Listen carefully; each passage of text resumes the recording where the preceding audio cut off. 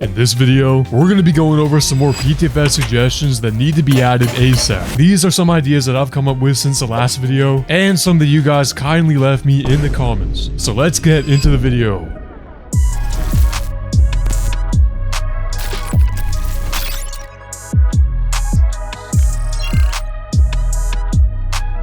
Am I the only one who thinks they should add crash physics? Add crash physics. If your PC can't handle it, get a new one, or a private server.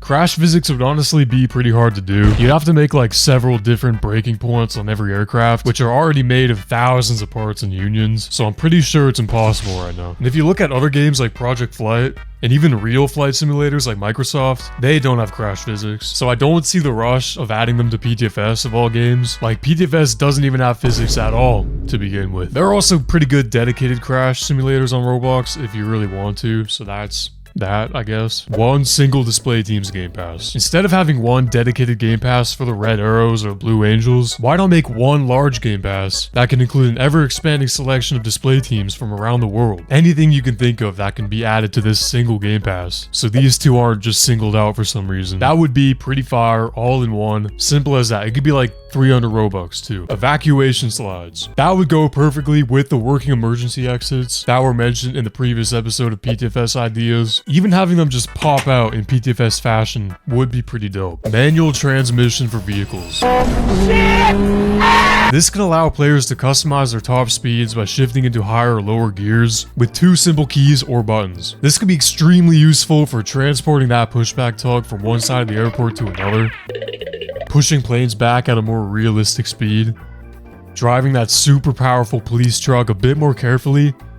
Maybe you just need the torque that a lower gear can offer. This is a smaller, more technical feature, but I think it can improve the quality of life drastically. And no, I'm not talking about rev matching and all that stuff. This is just a good way to change your top speed and customize your driving experience, much like this very old taxi model that you guys might be familiar with.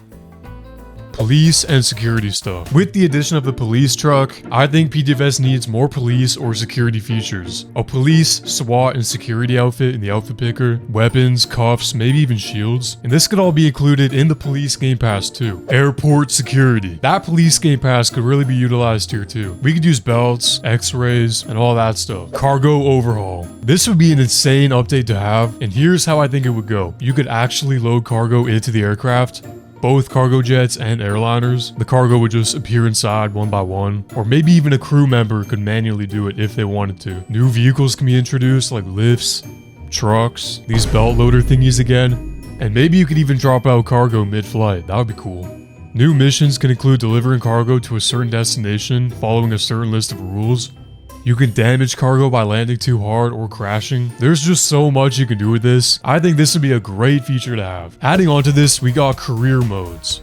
Being able to select a certain career and advance through it over time would be super cool. The cargo overhaul would really come into play here, as well as airliners and maybe even ATC. Bus driver controls.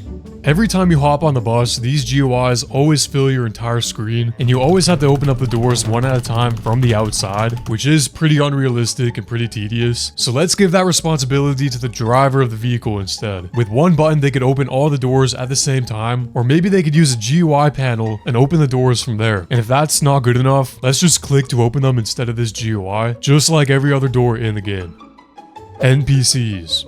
Having NPCs spawn in for certain tasks like boarding, deplaning, rescue missions, definitely rescue missions, yeah, would be insane. These NPCs can just be random people from the player's friends list and can quickly spawn in, do what they need to do, and then leave for good. Just like this newer flight sim right here, Flight World. Yeah, very nice. And they could also be client-sided too, for less lag, or you can choose to enable or disable them in the settings. Better, more intuitive jetways.